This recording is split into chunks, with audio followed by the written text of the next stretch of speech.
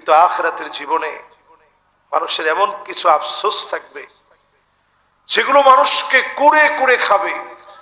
প্রতিনিয়ত মানুষ চিন্তা করবে, হায় আফসোস, আমার যদি এই বিষয়গুলো একটু পুরা হতো। 9টা আফসোসের কথা, মানুষের জীবনে 9টা আফসোসের কথা কোরআনুল কারীম এত সুন্দর করে বর্ণনা করেছে। 9টা আফসোস মানুষ বিশেষভাবে করবে। এই 9 আফসোসের ভিতরে প্রথম আফসোস, ইয়া লাইতানি কুনতু তুরাবা। 1 নম্বর আফসোস থাকবে মানুষের, হায় আফসোস, আমি যদি মাটি হয়ে যেতাম। সাধারণভাবে আমরা জানি কবরের উপরের যে মাটিগুলো থাকে, উপরের মাটিগুলো আমাদের দৃশ্যমান, আমরা দেখি। এর নিচের অবস্থা সম্পর্কে আমরা কেউ জানি না। আপনি যদি সিসিটিভি যদি লাগায় রাখেন, নিচের কোনো দৃশ্য আপনার চোখে পড়বে না। কবর এমন একটা জায়গা, অদৃশ্যের এক বিরাট জগৎ। মানুষের কবরের জগৎটা এমন, নবী করিম সাল্লাল্লাহু আলাইহি সাল্লামকে আল্লাহ পাক মাঝে মাঝে দেখিয়েছেন। নবীজি বলেন, কবরের যে দৃশ্যগুলো আমি নবী দেখেছি, এর কোন দৃশ্য যদি তোমরা দেখতে, আল্লাহ তাদাফানু, দাফন কাফন সব তোমরা ভুলে যেতে। কবরের মাটির ভয়াবহতা এত বেশি, কবরের মাটির ভিতরের আযাবটা এত ভয়াবহ। আল্লাহ তাদাফানু, দাফন কাফনের কথা তোমরা ভুলে যেতে, দুনিয়াদারির কথা সব তোমরা ভুলে যেতে। এক মুহূর্তের আযাব যদি দেখতেন, সেই কবরের ভিতরে বড়তম আফসোস থাকবে, ইয়া লাইতানি কুনতু তুরাবা, হায় আফসোস যদি মাটি হয়ে যেতাম। আজ কবরের মাটি আমার জন্য কিছু করতে পারতো না। কবরের মাটিগুলো এমন ভাবে চাপ মারবে, ডান দিকের হাড় গুলা বাম দিকে চলে যাবে, বাম দিকের হাড় গুলা ডান দিকে চলে আসবে। ঠিক সেই মুহূর্তে নজর করে দেখবে কবরের ভিতরে হঠাৎ করে নূর জ্বলে উঠেছে। লোকটা বলবে, কে গো তুমি? কবরের ভিতরে হঠাৎ করে কোত্থেকে আসলে? জবাব দেওয়া হবে, নূরুন ওয়া বুরহানুন ওয়া নাজাব, আমি কবরের ভিতরে তোমার সালাত দাঁড়িয়ে গিয়েছি, তোমার নামাজ আলো হয়ে দাঁড়িয়ে গেলাম, সাক্ষী হয়ে তোমার জন্য আছি। নাজাতের ফয়সালা নামাজের কারণে আল্লাহ রাব্বুল আলামিন দান করে দিবে। সেই কবরের ভিতরে সবচেয়ে বড় আফসোস থাকবে, ইয়া লাইতানি কুনতু তুরাবা, আফসোস যদি মাটি হয়ে যেতে পারতাম। সেদিন মানুষ আফসোস করবে, ইয়া লাইতানি কদ্দামতু লিহায়াতি, জীবনে কবরের জন্য যদি কিছু পাঠায় আসতে পারতাম। কবরের ভিতরে যাওয়ার পরে মিলউল আরদি যাহাবান ওয়ালা ইফতাদা বিহি, সারা দুনিয়া পরিমাণ স্বর্ণ যদি আপনি দিয়ে দেন, আল্লাহ রাব্বুল আলামিন এক মুহূর্তের জন্য ক্ষমা করবে না, একটা মুহূর্তের জন্য মাফ হবে না। সেই কবরের ভিতরে আফসোস করে মানুষ বলবে, আগে ভাগে যদি কবরে কিছু পাঠাতে পারতাম। কবরের ভিতরে যাওয়ার পরে মানুষের জন্য ইলমুন ইনতাফাউ বিহি, যেই জ্ঞান উপকারী জ্ঞান, এমন উপকারী জ্ঞানগুলা মানুষের জন্য কাজে আসবে।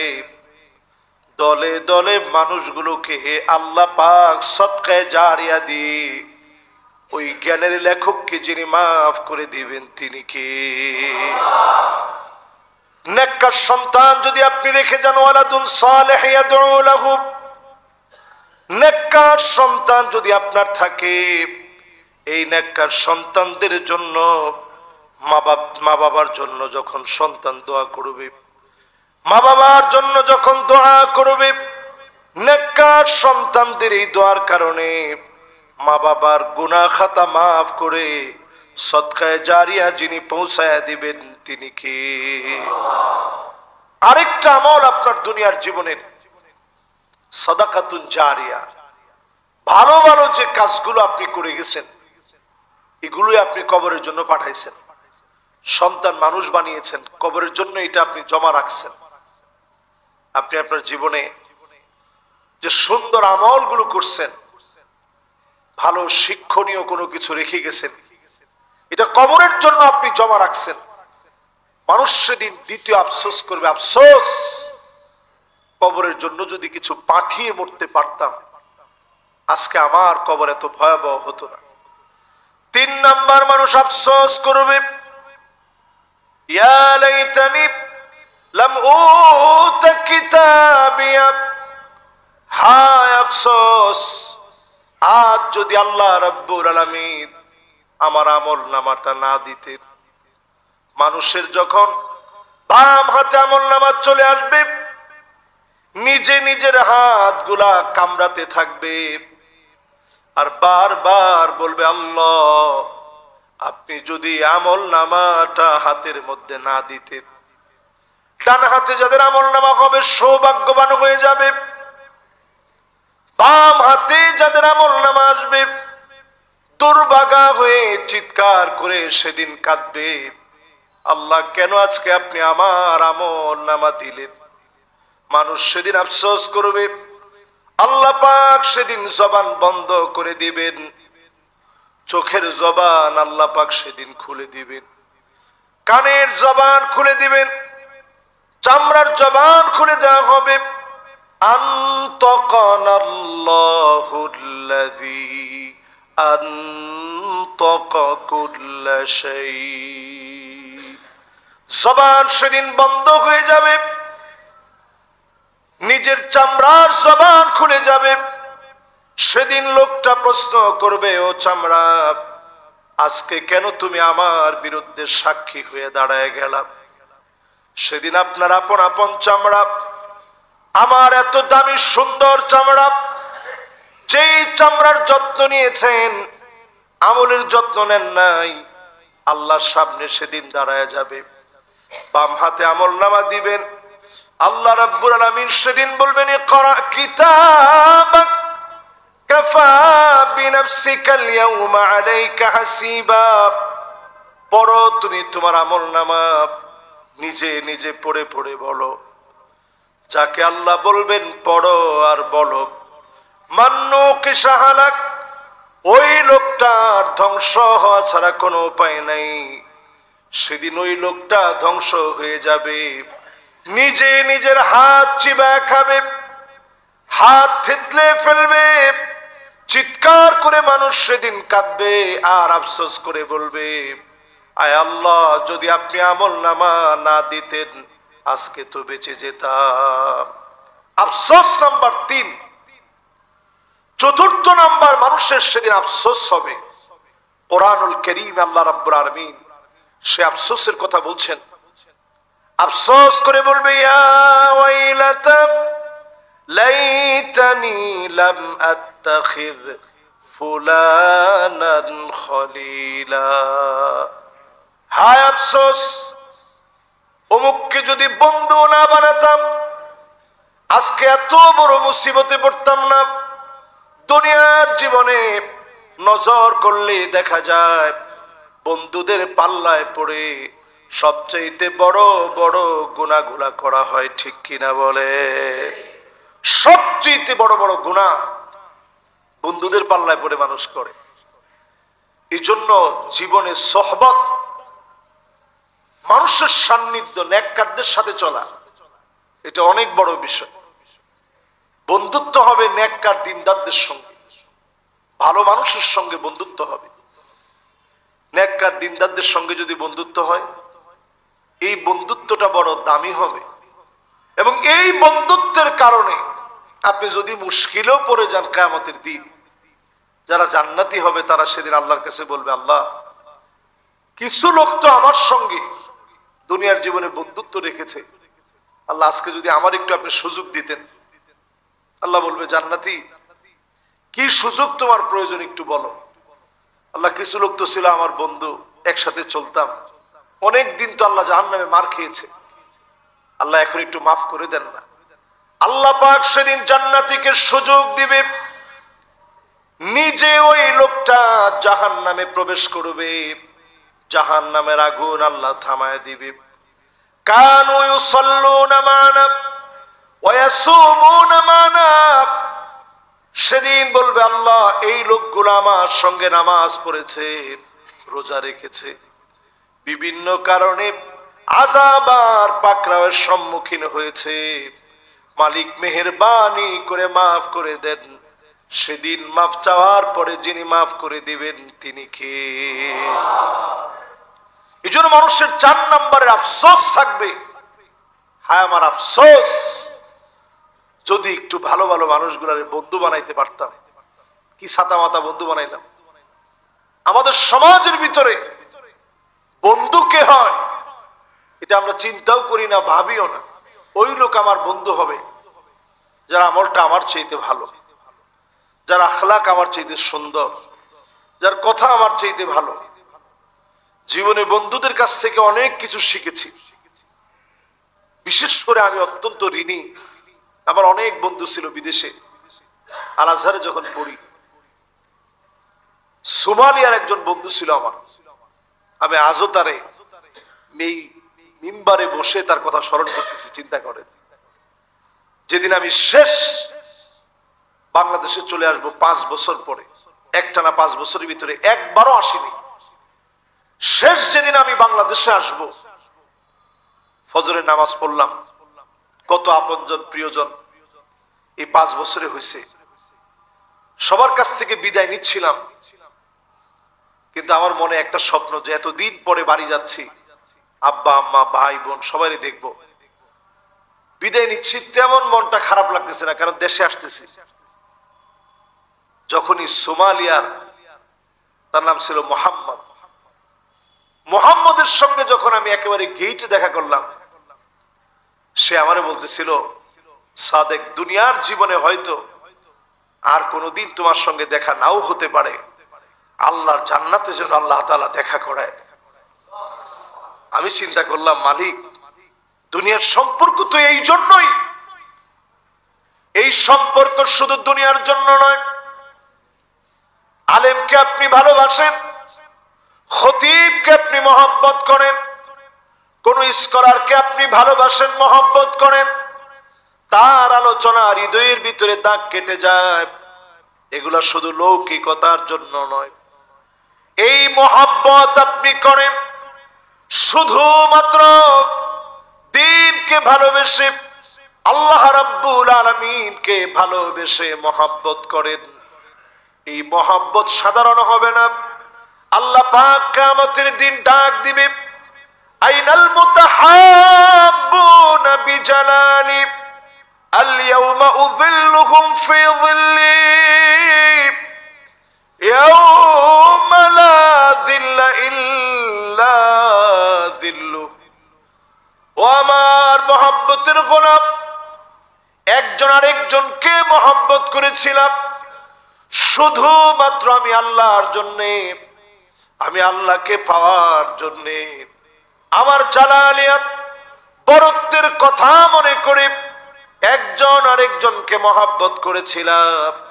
হৃদয়ের এই টানে যদি মহব্বত করতে পারেন, হৃদয় থেকে যদি একজন আরেকজনের সঙ্গে পছন্দ হওয়া, দুনিয়ার জীবনে সম্পর্ক রাখা, সব যদি আল্লাহর জন্য আপনি করতে পারেন, আর সে আজিমের নিচে যিনি ছায়া দিয়ে দিবেন তিনি কে?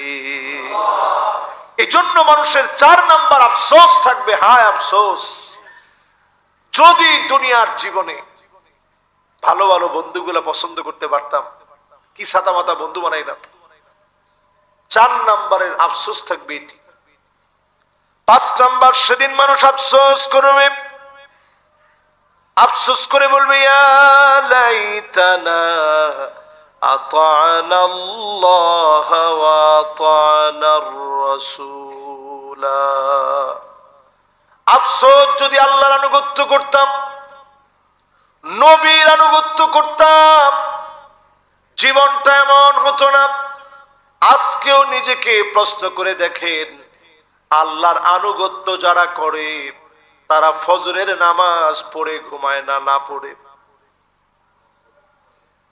নামাজ পড়ে যদি আপনার ঘুমাইতে মনে চায়, পইরা ঘুমাইতে পারেন। তারপরে ফজরের পরে ঘুমটা, এটা একটা বদ অভ্যাস। আমাদের এখন ঢাকা শহরে ঘুমায় না এরকম লোক একেবারেই পাওয়া যায় না। আমাদের ঘুম শেষ হয় 8টার সময়। অনেকে আবার ফতোয়াও জানে যে হুজুর এটা তো ঘুমের কারণে নামাজ কাজা গেছে, অসুবিধা নেই, উঠেই হুজুর প্রথমে আমি ওযু বানাই এরপরে নামাজটা পড়ে নেই। কারণ আমাদের দেশে অনেকে বলেই, জিজ্ঞাসা করে যে আপনার রুটিনটা কি? না, আমার রুটিনটা হচ্ছে এই তো সকালবেলা উঠি, এরপরে জায়নামাজ খুঁজি, জায়নামাজ খুঁজে নামাজ কালাম পড়ি। সকালবেলা উঠি আপনাকে জায়নামাজ খুঁজতে বলা হয় নাই, ফজরের সময় আপনাকে জায়নামাজ খুঁজতে বলা হচ্ছে। ও ঠিকও তো কয় না। সকালবেলা হয় কয়টার দিকে আমাদের জানেন? যার 6টায় অফিস তার 1 ঘন্টা আগে আমাদের সকালবেলা হয়। যার অফিস 11টায় তার সকালবেলা হয় 10টায়। যার অফিস হয়তো 10টায়, তার অফিস যেহেতু 10টায়, 9টার সময় তিনি জাগ্রত হন, ফিটফাট হন। এরপরে 2 রাকাত পরে একটু বের হন, আল্লাহরও একটু বুঝ দিলেন যে আল্লাহ আমি তো পড়ছি। এরকম যদি সারা বছরের আপনার অভ্যাস হয়, এই নামাজ আল্লাহর কাছে কবুল হবে? ফাওয়াইলুল লিল মুসাল্লিন, কিছু মানুষের জন্য নামাজ পড়ার পরেও ধ্বংস। যেই নামাজি নামাজ পড়লেন, নামাজের ভিতরে কোনো মনোযোগ নাই, আল্লাহর আনুগত্যে কার্পণ্য করলেন, পর্দার বিষয়ে শিথিল করলেন, নিজে আল্লাহর ইবাদত বন্দিগিতে শিথিলতা প্রদর্শন করলেন, নবীর সুন্নাহ মানেন নাই, এমন লোকগুলা সেদিন আফসোস করে বলবে, যদি আল্লাহ আর তার রাসূলকে মেনে নিতাম। জোরে কোন আল্লাহু আকবার।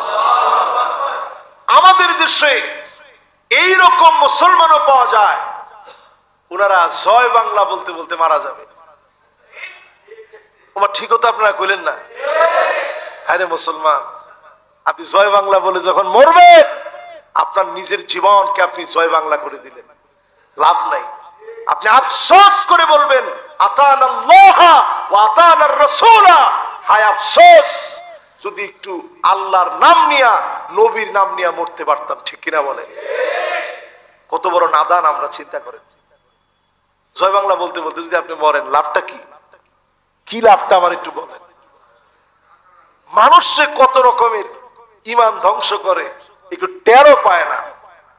কিছু কিছু কথা আপনাদের কই নিয়ে যায় আপনি জানেন? ইন্নাল আবদা লা ইয়াতাকাল্লামু বিল কালিমা মা ইয়াতাবায়ানু বিহা, ইন্নাল আবদা লা ইয়াতাকাল্লামু বিল কালিমাতি মা ইয়াতাবায়ানু ফিহা, আবআদু বাইনাল মাশরিকি ওয়াল মাগরিব।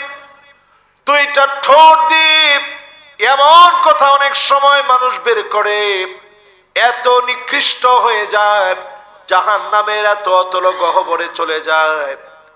দুইটা ঠোঁটের কথার কারণে মাশরিক থেকে মাগরিব যত দূরে, দুই ঠোঁট দিয়ে কথা বলে এত দূরে জাহান্নামের অতল গহ্বরে চলে যায়, জাহান্নামের এত নিচের জায়গায় তার জায়গাটা হয়ে যায়, শুধুমাত্র কথার ভিতরে উল্টা পাল্টা বলার কারণে। এরকম লোক আছে না নাই? যা ইচ্ছা তাই আপনি বলবেন না, আপনি বলবেন আফসোস, যদি আল্লাহ তার রাসূলের পথ আর মত যদি মেনে নিতে পারতাম। এটা কয় নাম্বার আফসোস? 5 নাম্বার। এরপরে মানুষ সেদিন আফসোস করবে, ইয়া লাইতানি ইত্তাখাযতু মা'আর রাসূলি সাবিলা। আল্লাহ নবী যেই পথ দেখিয়ে গেছে, ওই পথ যদি আমার পথ হতো, সমাজতন্ত্র, পুঁজিবাদ, লেলিনের মতবাদ, মাও সেতুংয়ের মতবাদ, হাবি জাবি মতবাদ বাদ দিয়ে জমিনে যদি কোরআনের জন্য কাজ করতে পারতাম। জোরে কোন আল্লাহু আকবার।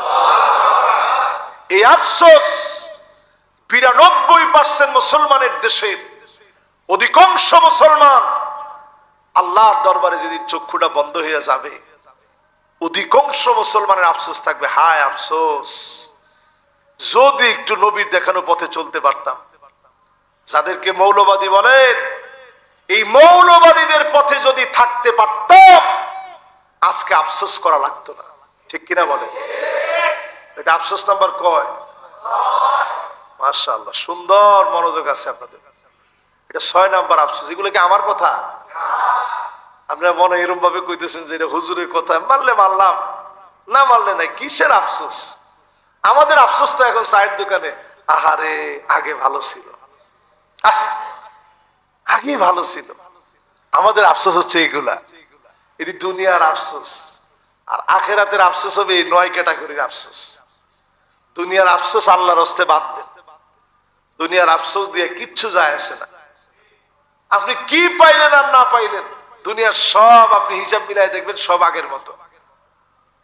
আপনি থাকলেও আগের মতো, না থাকলেও আগের মতো, সব আগের মতো।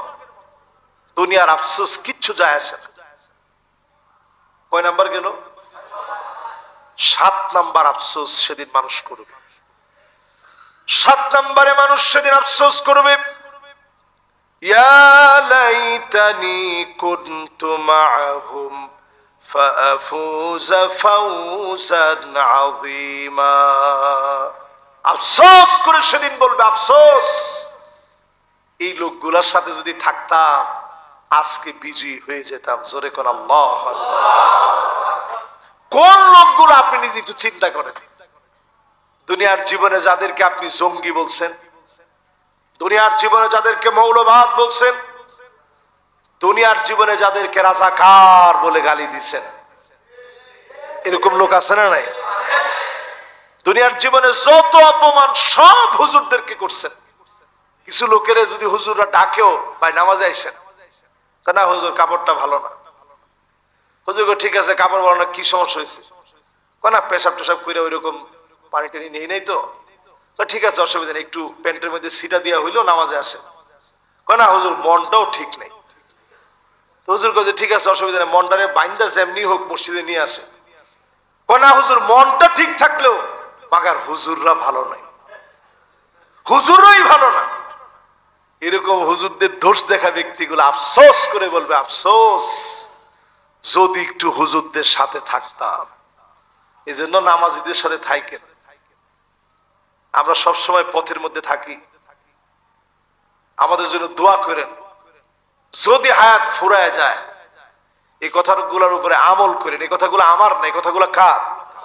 আল্লাহর কথা। মানুষ আফসোস করবে, আফসোস, যদি একটু এই মানুষগুলোর সঙ্গে থাকতাম।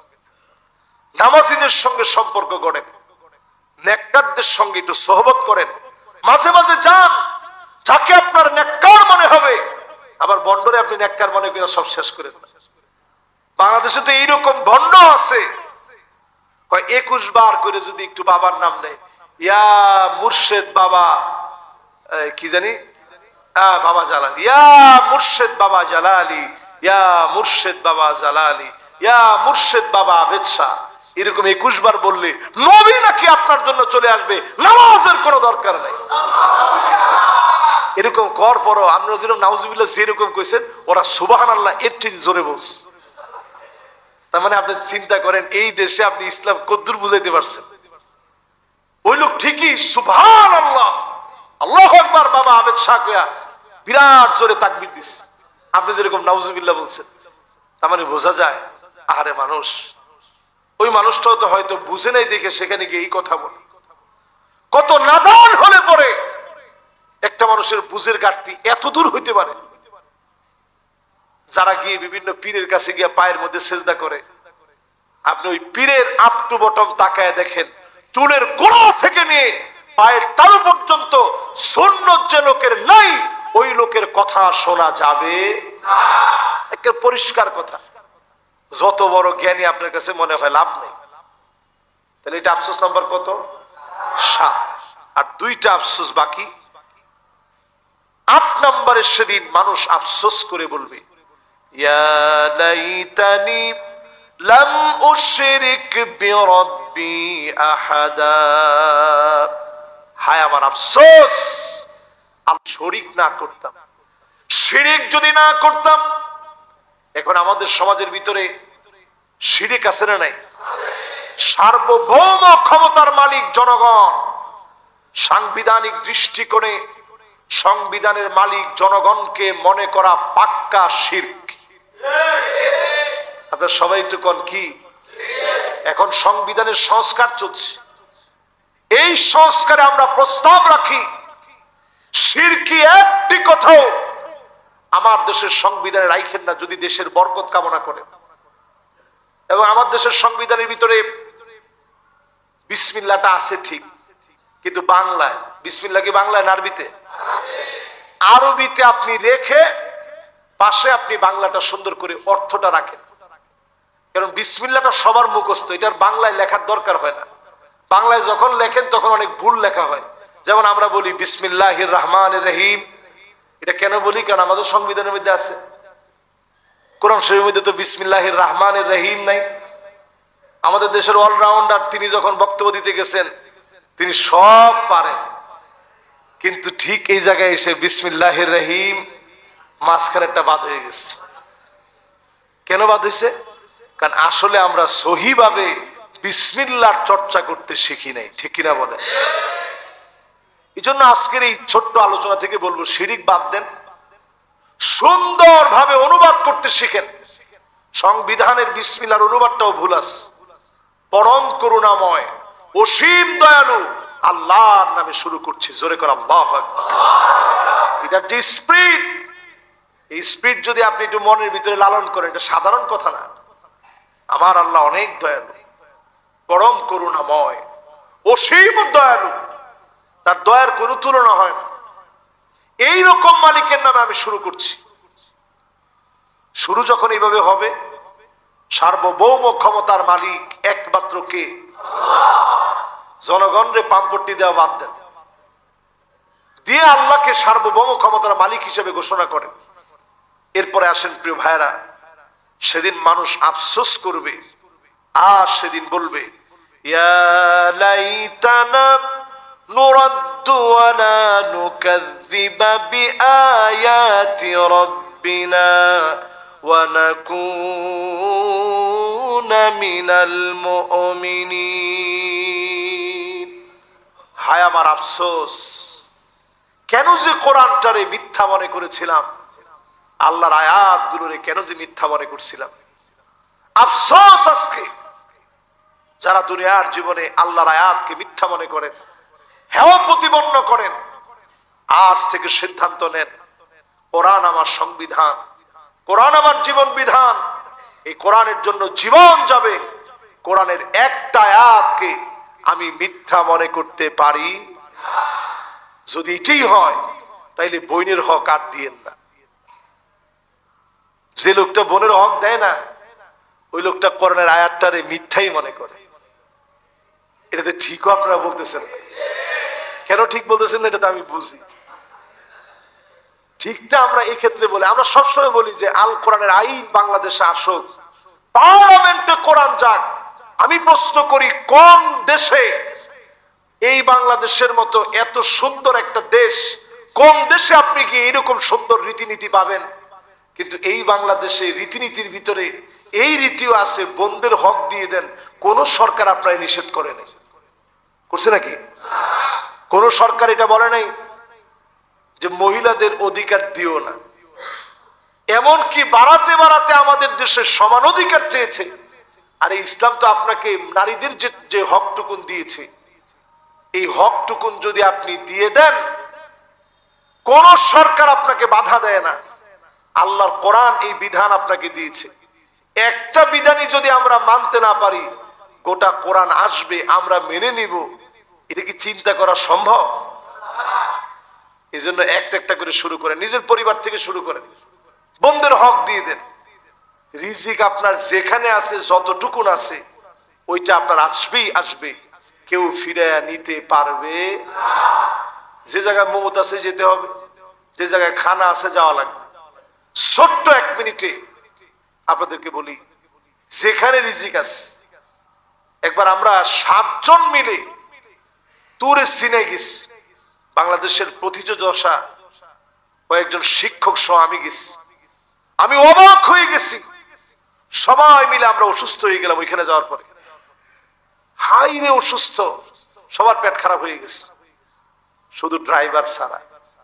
আমি চিন্তা করলাম ড্রাইভার বেচারারে অন্য যেদিনই বলছি যে বাঙালি খানা খাও, সে মনে হয় ৩-৪ দিনের অভুক্ত, এত পরিমাণ খাইছে। মাশাআল্লাহ তোমাদের খানা লাযীজ, খাইলেই স্বাদ লাগে। ফিলফিল মিয়া ফিল মিয়া, কয়েক মরিচ একেবারে ১০০ দেওয়া, খুব ভালো লাগে। তারপরও খুব খাইছে। কিন্তু ওই দিন বেচারারে এতবার জোরাজোরি করছি, এত সুন্দর করে খিচুড়ি পাকাই নিয়ে গেছি, বেচারা খায় না। আমি আরে বেটা আজকে একটু খাই দেখো, খুব সুন্দর হয়েছে। না না না, আজকে খাবো না। যেহেতু ১০০০ কিলোমিটার পথ সফর করে গেছি, গিয়ে ঠিকই আমরা বাঙালি খানা খাইলাম, সবগুলো অসুস্থ। আমি চিন্তা করলাম অন্য জায়গায় অসুস্থ হওয়ার পর ঠিক একটা জায়গায় একেবারে কুড়ে ঘরের মতো, ওই জায়গায় এসে আর শরীর চলতেছে না। স্যালাইন তো ওই দেশে নাই, কারো পেট টেট খারাপ হয় না আরব দেশে, স্যালাইন টেলাইন তেমন নাই। চিন্তা করলাম একটু সামান্য চিনি, সামান্য একটু লবণ আর পানি দিয়া ঝাঁকা দিলেই তো স্যালাইনের মতো হয়, ওইটি একটু উপকার হবে শরীরের জন্য। একজনের কাছ থেকে চেয়ে নিয়ে কোন রকম স্যালাইন বানায় যখন খাচ্ছি, খাওয়ার পর দেখলাম আমাদের জন্য গরম গরম রুটি নিয়ে একজন আসছে। আমি চিন্তা করলাম সুবহানাল্লাহ, সবগুলা মানুষের পেট খারাপ হবে, এই জায়গায় আসা লাগবে, একটু সামান্য লবণ, সামান্য মিষ্টি, সামান্য পানি দিয়ে স্যালাইন বানায় খায়া, এরপরে এই টাটকা গরম রুটিগুলা যিনি লিখে রাখছেন তিনি কে? আসতেই হবে আপনার এই জায়গায়। অসুস্থ না হলে তো এই জায়গায় আমরা আসতাম না, আমরা অন্য স্পটে চলে যেতাম, সেখানে দেখতে দৌড়ায় চলে যেতাম এবং সেখানে দেখতাম। কিন্তু এই অসুস্থ হওয়ার মধ্য দিয়ে আল্লাহ বুঝাই দিল রিজিক যার যেখানে, সেটা দূরে সাইনা পাহাড়ের পাদদেশে আপনার জন্য যদি রিজিক থাকে ওই জায়গায় যাওয়া লাগবেই, ঠিক কিনা বলে? এই জন্য খুব বেশি রিজিকের জন্য কষ্ট করা দরকার নেই। আল্লাহর কাছে চাবেন, চেষ্টা করবেন, ফিকির করবেন, আল্লাহ রাব্বুল আলামিন আমাদেরকে দান করবেন। এই 9টা আফসোস মানুষের জীবনে, বিশেষ করে আখিরাতের জীবনে সবচেয়ে বড় 9টা আফসোস থাকবে।